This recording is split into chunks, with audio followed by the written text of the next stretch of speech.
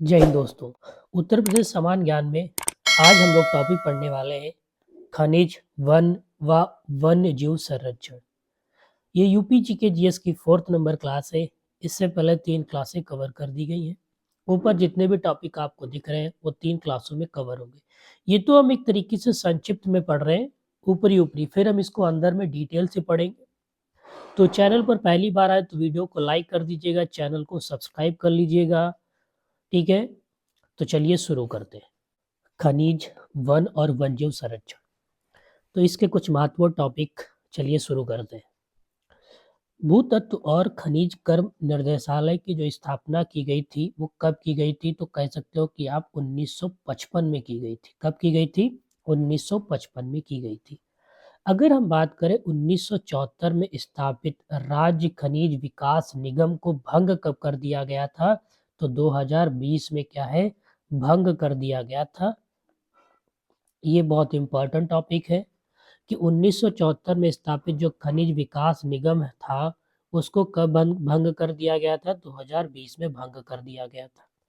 अगर हम बात करें कुल खनिज उत्पादों में देश का स्थान कैसा? अगर हम बात करें जो हमारा उत्तर प्रदेश है वो कुल खनिज उत्पादन में कौन सा स्थान रखता है? तो खनिज के मामले में वो 9वां स्थान रखता है। अगर हम बात करें भारत के लघु खनिज की, तो भारत के लघु खनिज उत्पादन मूल्यों में उत्तर प्रदेश का जो भाग है वो 5वां है। कितना है? 5वां है। कितना है? 5वां, यानी कि 7.10%। 7.10% क्या है? 7.10%। भारत में कोयला कहाँ पाया जाता है? तो सोनभद्र में पाया जाता है। बढ़िया इंपॉर्टेंट पॉइंट है कि जो कोयला होता है वो कहाँ पाया जाता है? तो सोनभद्र में पाया जाता है, सिंगरौली में। ठीक है। अगर हम बात करें बॉक्साइट की, तो हमारा जो बॉक्साइट है ये लोहे का अयस्क है। ठीक है। ये कहाँ पाया जाता है? ये राजगावा, बांदा, ललितपुर, चंदौली, ठीक है, सोनभद्र। अगर हम पोटास लवण की बात करें, पोटास लवण चित्रकूट, एटा, चंदौली, बांदा, सोनपुर और झांसी में पाया जाता है। अगर हम सेलगढ़ी पत्थर की बात करें, ठीक है, ये एक ऐसा पत्थर था जो हम एक तरीके से जो प्राचीन भारत के इतिहास या सिंधु घाटी सभ्यता है उससे पहले का टाइम पीरियड की बात करें तो जो लिखाई लिखी जाती थी वो इसी पत्थर से लिखी जाती थी, सेलगढ़ी पत्थर से लिखी जाती थी। ये कहाँ पाया जाता है? ये हमीरपुर पाया जाता है और झांसी में पाया जाता है। अगर हम सोने की बात करें, जो सोना हमारा उत्तर प्रदेश में कहाँ पाया जाता है? तो सोनभद्र, ठीक है, तथा सोन या शारदा एवं रामगंगा के रेत में पाया जाता है। याद रखना, सोन, शारदा एवं रामगंगा के रेत में क्या है? ये पाया जाता है। अगर हम हीरे की बात करें, हीरा, हीरा कहाँ पाया जाता है उत्तर प्रदेश में? तो बांदा और मिर्जापुर, बांदा और मिर्जापुर। अगर हम बात करें तांबे की, तांबा कहाँ पाया जाता है? ललितपुर, ठीक है, सुनराई क्षेत्र में। प्लेटिनम कहाँ पाया जाता है? अगर हम प्लेटिनम की बात करें, जो प्लेटिनम पाया जाता है वो ललितपुर में पाया जाता है। कहाँ पाया जाता है? ललितपुर में। हम यहाँ पर खनिजों के बारे में जान रहे हैं। यूरेनियम कहाँ पाया जाता है उत्तर प्रदेश में? तो ललितपुर में पाया जाता है। संगमरमर पत्थर यूपी में कहाँ पाया जाता है? तो मिर्जापुर, सोनपुर, सोनभद्र में पाया जाता है। जिप्सम की बात करें जिसे प्लास्टर ऑफ पेरिस कहा जाता है, झांसी, हमीरपुर, ग्रेफाइट, हमीरपुर, चुनार, लोहा, ठीक है, लोहा अयस्क है किसका? हेमेटाइट का। ये भी आपका कहाँ पाया जाता है? ललितपुर में। तो ज्यादा से ज्यादा जो खनिज है वो ललितपुर में पाए जा रहे हैं। अब हम कुछ महत्वपूर्ण वनों के बारे में समझने की कोशिश करेंगे कि वन से रिलेटेड जो टॉपिक है उन पर। उत्तर प्रदेश में प्रथम वन नीति वर्ष 1952 में घोषित की गई थी। अगर हम बात करें उत्तर प्रदेश में प्रथम वन नीति कब घोषित की गई, तो आप कह सकते हो कि 1952 में घोषित की गई थी। अगर हम बात करें उत्तर प्रदेश वन निगम की, उत्तर प्रदेश वन निगम की स्थापना कब होती है? तो 25 नवंबर 1974 को होती है। कब होती? 25 नवंबर 1974 को होती है। अगर हम बात करें उत्तर प्रदेश राज्य की द्वितीय वन नीति, ठीक है, दूसरी वन नीति कब घोषित की गई थी? तो 1998 में घोषित की गई थी। ठीक है, अगर हम बात करें सबसे ज़्यादा अति सघन वन क्षेत्रफल वाला जिला जहाँ पर सबसे ज़्यादा घने पेड़ लगे हुए हैं, तो वो कह सकते हो लखीमपुर है। कितना है? 805 वर्ग किलोमीटर, 805 वर्ग किलोमीटर तक यह क्षेत्रफल फैला हुआ है। ठीक है, अगर हम बात करें सबसे ज़्यादा खुले वन क्षेत्रफल वाला जिला कौन है? तो सोनभद्र है। ठीक है, सबसे ज़्यादा खुले वन, जहाँ पर खुले वन मतलब दूर दूर वन ऐसा भी कहा जा सकता है। ठीक है, पास पास नहीं है, तो कौन सा जिला है? सोनभद्र जिला है। कितना है? ठीक है, 1340.11 वर्ग किलोमीटर। अगर हम बात करें सबसे ज़्यादा वन क्षेत्रफल वाला जिला कौन है? तो सोनभद्र है। कितना है? सोनभद्र है। ठीक, कितना है? 2407.87 वर्ग। ठीक है, ये क्या है? सबसे ज़्यादा है। ठीक है, वन क्षेत्रफल की बात कर रहा है, सर्वाधिक वन क्षेत्रफल वाला जिला, सबसे ज़्यादा वनों वाला जिला कौन सा है? तो कह सकते हो कि सोनभद्र। क्या कह सकते हो? सोनभद्र कह सकते हो। अगर हम वनों से उत्पादित चीज़ों की बात करें कि वन से कौन-कौन सी चीज़ हम उत्पादित कर सकते हैं, ठीक है? तो अगर हम बात करें उत्पादित क्षेत्र, क्योंकि ये बहुत इम्पोर्टेंट पॉइंट है, कभी-कभी पूछ लेता है कि जैसे कत्था किससे बनाया जाता है, ठीक है? जो कत्था होता है, वो किससे बनाया जाता है? ये क्या पूछ नहीं सकता? पूछ सकता है। तो खैर वृक्ष से बनाया जाता है। ठीक है, खैर वृक्ष, जैसे बेड़िया है, जो बीड़ियाँ होती हैं, बीड़ियाँ, जो लोग बीड़ी पीते हैं, वो जो बनाई जाती है वो पत्ते को क्या कहते हैं? किस पत्ते से बनाई जाती है? तेंदू। अगर माचिस की तिल्ली और डिब्बी बनाई जाती है सेमल, अर्जुन, गुलेर वृक्ष से। अगर हम पत्ता और दोने की बात करें तो साखू, पालस व महुए के पत्ते से बनाई जाती हैं। चूड़ियाँ व खिलौने किससे बनाए जाते हैं? लाख के पत्ते बनाए जाते हैं। तारपीन का जो तेल है वो चीड़ के वृक्ष से बनाया जाता है। तो इसमें बेड़ी और कत्था वाला जो है ये पॉइंट क्या है? सबसे ज़्यादा महत्वपूर्ण है। अगर हम बात करें वन परियोजना की, अगर वन परियोजना की बात करें, ठीक है, तो उत्तर प्रदेश में निजी वन अधिनियम 1948 में लागू हुआ था। अगर हम बात करें उत्तर प्रदेश में निजी वन अधिनियम कब लागू हुआ था, तो आप कहोगे 1948 में लागू हुआ था। उत्तर प्रदेश के वनों की राजकीय संपत्ति 1935 को घोषित की गई थी। ठीक है, राजकीय संपत्ति, सरकार की संपत्ति। ठीक है, उत्तर प्रदेश के वनों को। उत्तर प्रदेश में वन महोत्सव कब प्रारंभ किया जाता है, तो यह कब प्रारंभ हुआ था? तो 1952 में प्रारंभ हुआ था, और जुलाई में। कब प्रारंभ हुआ था? जुलाई में 1952 में। कब? 1952 में क्या हुआ था? उत्तर प्रदेश में वन महोत्सव का प्रारंभ हुआ था। ठीक है, और जुलाई के प्रथम सप्ताह में यह मनाया जाता है। ठीक है, जुलाई के प्रथम सप्ताह में हम कह सकते हैं कि ये वन महोत्सव मनाया जाता है। सामाजिक वानिक शब्द का सर्वप्रथम प्रयोग किया गया था 1956 में किया गया था। कब किया गया था? 1956 में किया गया था। अगर हम बात करें सामूहिक बीमा योजना की शुरुआत कब की गई थी, तो 1989-90 से एक तरीके से चल रही है। ठीक है, सामूहिक बीमा, ठीक है, योजना। अब ये किससे जुड़ी हुई है ये भी आपको पता ना होना चाहिए। तो ये जुड़ी है वन, जो वन के श्रमिक होते हैं, ठीक है, वन श्रमिकों, ठीक है, के कल्याण से जुड़ी हुई है। ठीक है, कल्याण से जुड़ी हुई है। ठीक है, इसका प्रारंभ कब हुआ था? 1989 को प्रारंभ हुआ था। सामूहिक बीमा योजना, कभी कभी ये भी पूछ लगता है जो सामूहिक बीमा योजना है वो किससे जुड़ी हुई, तो वन श्रमिकों के कल्याण से ताल्लुकात रखती है। प्रदेश में 2010 से चलाई जा रही सहभागी वन प्रबंधन योजना के तहत प्रदेश का पहला ग्राम वन घोषित किया गया था। तो बेलहत्ती ग्राम सोनभद्र में पड़ता है, इसको घोषित किया गया था। अगर हम बात करें उत्तर प्रदेश में हरित पट्टी विकास योजना 2012 और 13 से चल रही है। कभी कभी क्वेश्चन पूछेगा कि उत्तर प्रदेश में जो हरित पट्टी विकास योजना है वो कब से चल रही है, तो 2012 से 12-13 से चल रही है। प्रदेश सरकार द्वारा ग्रीन यूपी क्लीन यूपी अभियान कब प्रारंभ किया गया था? तो 7 नवंबर 2015 को। प्रदेश सरकार द्वारा ग्रीन यूपी क्लीन यूपी अभियान प्रारंभ कब किया गया था? 7 नवंबर 2015 को प्रारंभ किया गया था। ठीक है, क्या बात कर रहा है? प्रदेश सरकार द्वारा ग्रीन यूपी क्लीन यूपी अभियान कब प्रारंभ किया गया था? तो आप कह सकते हो 7 नवंबर 2015, 7 नवंबर 2015। अब बात करते हैं वन जीव संरक्षण की। तो उत्तर प्रदेश में वन जीव संरक्षण, ठीक है, जो संगठन है, इसकी स्थापना कब होती है? तो 1956 को होती है। कब होती है? 1956 यानी 1956 को हुई थी। प्रधानमंत्री जो होता है भारतीय वन बोर्ड का अध्यक्ष होता है। कभी कभी ये क्वेश्चन पूछा गया है कि जो भारतीय वन जीव बोर्ड का अध्यक्ष होता है कौन होता है? तो प्रधानमंत्री होता है। कौन होता है?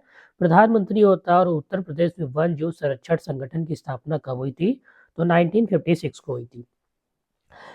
42वें संवैधानिक संशोधन अधिनियम 1976 द्वारा वन एवं वन जीव को समवर्ती सूची में शामिल किया गया था। क्वेश्चन ऐसे पूछेगा, ये बताओ कि वन एवं वन जीव को समवर्ती सूची में कब शामिल किया गया था? तो 52वें संवैधानिक संशोधन अधिनियम 1976 द्वारा इसको समवर्ती सूची में शामिल किया गया था। अगर हम बात करते प्रदेश में केंद्रीय चिड़ियाघर प्राधिकरण द्वारा मान्यता प्राप्त प्रणाली उद्यान यानी चिड़ियाघर कितने हैं? तो केंद्र द्वारा तो कह सकते हो 8 है। कितने हैं? 8 है। कितने हैं? 8 है। कितने हैं? 8 है। जिसमें से 3 सबसे ज्यादा बड़ी श्रेणी में आते हैं और 4 लघु श्रेणी में आते हैं और एक हम एक तरीके से कह सकते हैं बचाव श्रेणी में आते हैं। अगर अब कुछ महत्वपूर्ण चिड़ियाघरों की बात समझेंगे, कौन सा चिड़ियाघर कहाँ है, उसकी स्थापना कब हुई थी, ठीक है, तो नवाब वाजिद अली शाह प्राणी उद्यान, ये आपका कहाँ पड़ता है? लखनऊ में पड़ता है। कहाँ पड़ता है? लखनऊ में। ठीक है, और 1951 में एक तरीके से इसकी स्थापना हुई थी। अगर हम बात करें एलन फॉरेस्ट प्राणी उद्यान की बात करें, ठीक है, तो ये कानपुर में है और इसकी स्थापना कब हुई थी? 1974 में हुई थी। शहीद अशफाक उल्लाह खां प्राणी उद्यान उद्यान कहाँ पर है? तो गोरखपुर में है। इसकी स्थापना कब हुई है? 1920 में। तो ये ज्यादा रिलेटेड करेगा अभी करंट से, तो हो सकता है ये क्वेश्चन पूछा जा सकता है। भारत का प्रथम राष्ट्रीय वन जीव पार्क कौन सा है? देखो भारत की बात कर रहा तो आपको पता होना चाहिए, यहाँ पर भारत की बात कर रहा, ठीक है, ठीक है, तो कौन है? कुकरेल वन, जो कहाँ पड़ता है? लखनऊ में पड़ता है। कहाँ पड़ता है? लखनऊ में पड़ता है। कहाँ पड़ता है? लखनऊ में। ठीक है, जिसे नाइट सफारी पार्क भी कहा जाता है। क्या कहा जाता है? Night safari park. Lion safari park नहीं, नाइट सफारी पार्क कहा जाता है। ठीक है, भारत का है। कैसा है? भारत का प्रथम राष्ट्रीय वन जीव पार्क है जो कुकरेल वन लखनऊ में पड़ता है। अगर हम लायन सफारी पार्क की बात करें जिसे मिनी चिड़ियाघर कहा जाता है, ये आपका इटावा में है। कहाँ पर है? इटावा में है। कहाँ पर है? इटावा में है। ठीक है, अगर हम बात करें देश का सबसे बड़ा घड़ियाल अभयारण्य कहाँ पर है? तो चंबल नदी के क्षेत्र में है। ठीक है, कहाँ पर है? चंबल नदी के क्षेत्र में है। गंगा डॉल्फिन को प्रदेश का जलीय जीव 2023 में घोषित किया गया था, याद रखना। ठीक है, गंगा डॉल्फिन डॉल्फिन को प्रदेश का जलीय जीव कब घोषित किया गया था? तो 2023 में घोषित किया गया था। अगर हम बात करें उत्तर प्रदेश का प्रथम टाइगर रिजर्व कहाँ पर है? तो एक तरीके से लखीमपुर में पड़ता है। दुधवा, जो उसकी स्थापना 1987 को हुई थी। ठीक है, लखीमपुर खीरी में है। कहाँ पर है? लखीमपुर खीरी में है। ठीक है, किसकी? उत्तर प्रदेश का प्रथम टाइगर रिजर्व की बात कर रहे हैं। ठीक है, ओके, याद रखना ऐसे ही महत्वपूर्ण क्वेश्चन आपकी परीक्षाओं में, ठीक है, पूछे जाते हैं। ठीक है, घोषित किया गया था। ठीक है, घोषित किया गया था। ठीक है, ठीक है, क्या किया गया था?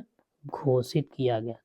ठीक है, घोषित किया गया था उत्तर प्रदेश का प्रथम टाइगर रिजर्व पार्क। ठीक है,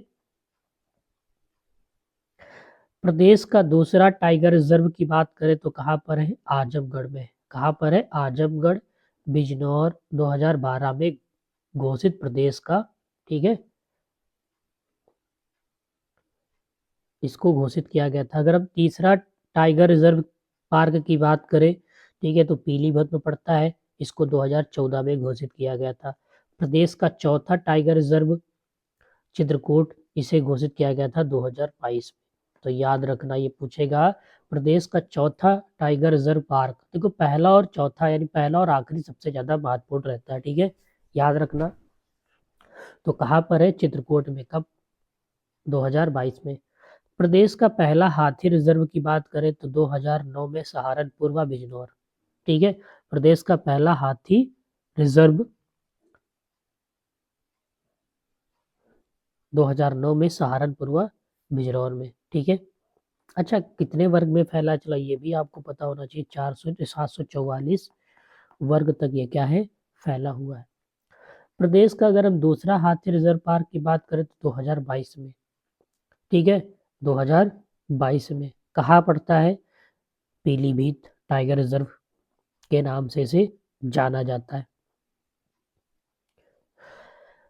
प्रयाग के मेजा वन प्रभाग के 126 के क्षेत्र 26 हेक्टेयर के क्षेत्रफल का काला हिरण संरक्षण आरक्षित घोषित अक्टूबर 2017 में राज्य का, ठीक है, में, और राज्य को 2014 में इको टूरिज्म पॉलिसी घोषित किया गया। याद रखना, उत्तर प्रदेश को, ठीक है, यूपी को यूको टूरिज्म पॉलिसी कब घोषित किया गया था? तो 2004 में घोषित किया गया था। कब घोषित किया गया था? 4 में घोषित किया गया था, ठीक है। अगर हम बात करें कुकरेल की, जो लखनऊ में स्थित है, घड़ियाल पुनर्वास केंद्र को 2016 में घोषित किया गया था। ये जैव विविधता विरासत स्थल है। कैसा है? जैव विविधता विरासत स्थल है, ठीक है। अब बात करते हैं राज्य के वन जीव विहार की। कौन सा जीव विहार कहाँ पर पड़ता है? तो अगर हम बात करें चंद्रप्रभा, ठीक है, चंद्रप्रभा वन जीव विहार, यह आपका चंदौली में पड़ता है। कहाँ पड़ता है? चंदौली में पड़ता है। किशनपुर वन जीव विहार कहाँ पड़ता है? लखीमपुर खीरी में पड़ता है। किशनपुर वन जीव विहार कहाँ पड़ता है? लखीमपुर खीरी में पड़ता है, ठीक है। कार कातरिया कत नरिया घाट वन जीव विहार कहाँ पड़ता है? ये आपका बहराइच में पड़ता है। कहाँ पड़ता है? बहराइच में पड़ता है। कहाँ पड़ता है? बहराइच में पड़ता है, ठीक है। कहाँ पड़ता है? अच्छा, थोड़ा यहाँ पर और एक्सप्लेन कर दे, इसकी स्थापना कब होती? 1957 में होती, ठीक, जिसकी चंद्रप्रभा वन जीव विहार की। अगर हम किशनपुर वन जीव विहार की बात करते हैं तो इसकी स्थापना हुई थी 1972 में, ठीक है। ये कहाँ है? लखीमपुर खीरी में है, ठीक है। अगर हम कतरनिया घाट की बात करें, ठीक है, कतरनिया घाट की बात करें तो कतरनिया घाट जो वन जीव विहार है, ये आपका बहराइच में। कहाँ पर? बहराइच में। और इसकी स्थापना कब होती है? 1976 में, ठीक है। ये फैला कितना है? तो इसका जो फैला है 400, देखो फैलाव नहीं पूछेगा, ठीक है, वर्ग किलोमीटर। रानीपुर वन जीव विहार की बात करें, आपका चित्रकूट में पड़ता है। कहाँ पर पड़ता है? चित्रकूट में। कहाँ पर? चित्रकूट में, 1977। महावीर स्वामी वन जीव विहार, ये कहाँ पर है? तो ये ललितपुर में है। कहाँ पर है? ललितपुर में। इसकी स्थापना कब होती है? 1977 में। राष्ट्रीय चंबल वन जीव विहार कहाँ है? आगरा, इटावा, औरैया। इसका 1979। बहुत पुराने हैं, ऐसा नहीं कि नए हैं, ये सब बहुत पुराने। कैमूर वन जीव विहार की बात करें, मिर्जापुर कहाँ है? मिर्जापुर सोनभद्र। मिर्जापुर सोनभद्र, ठीक है। ये 1982 में इसकी स्थापना हुई थी। हस्तिनापुर वन जीव विहार की बात करें, मेरठ में पड़ता है। हापुड़, अमरोहा, बिजनौर, ठीक है। अगर हम सोहेलवा वन जीव विहार की बात करते हैं तो श्रावस्ती, गोंडा, बलरामपुर, ठीक है, श्रावस्ती, गोंडा, बलरामपुर, ठीक है। अगर हम बात करें राज्य का प्रथम वन्यजीव विहार कौन सा है, तो कह सकते हो चंद्रप्रभा है। कौन है? चंद्रप्रभा है, ठीक है, चंद्रप्रभा है, ठीक है, वन्यजीव विहार, जिसकी स्थापना कब हुई थी? अभी बताया था 1957 में हुई थी। कब हुई थी? 1957 में हुई थी। अगर हम राज्य के पक्षी की बात करें, ठीक है, राज्य के पक्षी की बात करें, ठीक है, अच्छा यहाँ पर एक चीज आपको बता दें कि जो सबसे बड़ा वन्यजीव विहार है वो आपका हस्तिनापुर जीव विहार, वन जीव विहार है, सबसे बड़ा, ये सबसे बड़ा है, ठीक है, बड़ा है, सबसे बड़ा है, ठीक है, सबसे बड़ा, सबसे है, ठीक है, सबसे बड़ा वन्यजीव विहार है। और सबसे छोटा आपका महावीर स्वामी आ जाता है, ये सबसे छोटा है, ठीक है, सबसे छोटा। तो कभी कभी पूछेगा सबसे बड़ा कौन सा है, सबसे छोटा है, ठीक है, कौन? महावीर स्वामी वन्यजीव विहार, ठीक है। इसका जो है 5.4 वर्ग किलोमीटर, ठीक है, वर्ग किलोमीटर। जबकि हम बात करें हस्तिनापुर की, ठीक है, हस्तिनापुर की अगर हम बात करें, हस्तिनापुर सबसे बड़ा है, क्या है? सबसे बड़ा है, ठीक है, कितना है ये भी आपको पता होना चाहिए, ठीक है, ये 2073, ठीक है, वर्ग किलोमीटर। अब बात करते हैं राज्य के पक्षी, राज्य के पक्षी, ठीक है, तो पक्षी विहार कहाँ पे है ये भी हम आपको पता होना चाहिए, पक्षी विहार कहाँ पर है, ठीक है, स्थापना कब हुई थी?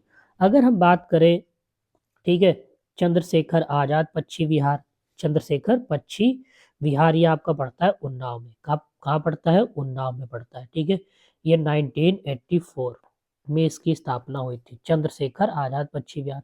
अगर हम लाखा बेहोशी पक्षी विहार की बात करें तो ये कन्नौज में है। कहाँ पर है? कन्नौज में, 1988 में इसकी स्थापना हुई थी। अगर हम सामसपुर पक्षी विहार की बात करें तो ये रायबरेली में पड़ता है, ठीक है, कहाँ पड़ता है? रायबरेली में पड़ता है। कहाँ पड़ता है? रायबरेली में। इसकी स्थापना 1987 में, ठीक है, कब हुई थी? 1987 में।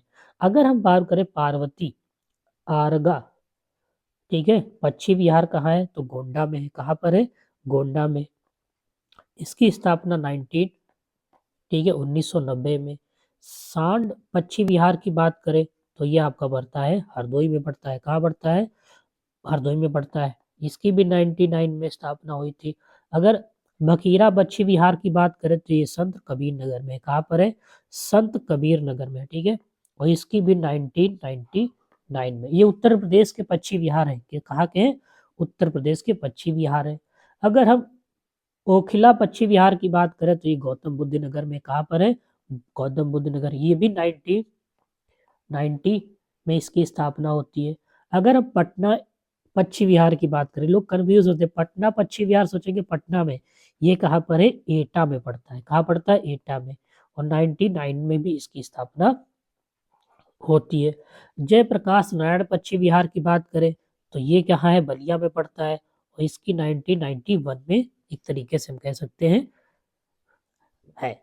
डॉक्टर भीमराव अंबेडकर पक्षी विहार कहाँ है? कुंडा प्रतापगढ़ में पड़ता है। कहाँ है? कुंडा प्रतापगढ़, कुंडा प्रतापगढ़, ठीक है, डॉक्टर भीमराव अंबेडकर, ठीक है, और ये 2003। अगर हम शेखा झील पक्षी विहार की बात करें तो ये अलीगढ़ में है। कहाँ पर है? अलीगढ़ में। तो 2016 है इसका टाइम पीरियड। अगर राज्य का प्रथम जटायु संरक्षण एवं प्रजनन केंद्र की बात करें, ये इंपॉर्टेंट पॉइंट है, याद रखना, कहाँ पर है? महाराजागंज में स्थापित है, याद रखना, राज्य का प्रथम जटायु संरक्षण एवं प्रजनन केंद्र महाराजागंज में स्थापित है। कहाँ पर स्थापित है? महाराजागंज में क्या है? ये स्थापित है। ये पॉइंट पूछा जा सकता है, याद रखना, ये पॉइंट पूछने लायक भी है और इसको पूछा जाएगा भी, पूछा जा सकता है, ठीक है। लेकिन यहाँ पर कुछ चीजें आपको थोड़ा और बताने की हम कोशिश करेंगे। यहाँ पे ये चीज बताने की कोशिश करेंगे कि अगर बड़ा कौन सा है, छोटा कौन सा है।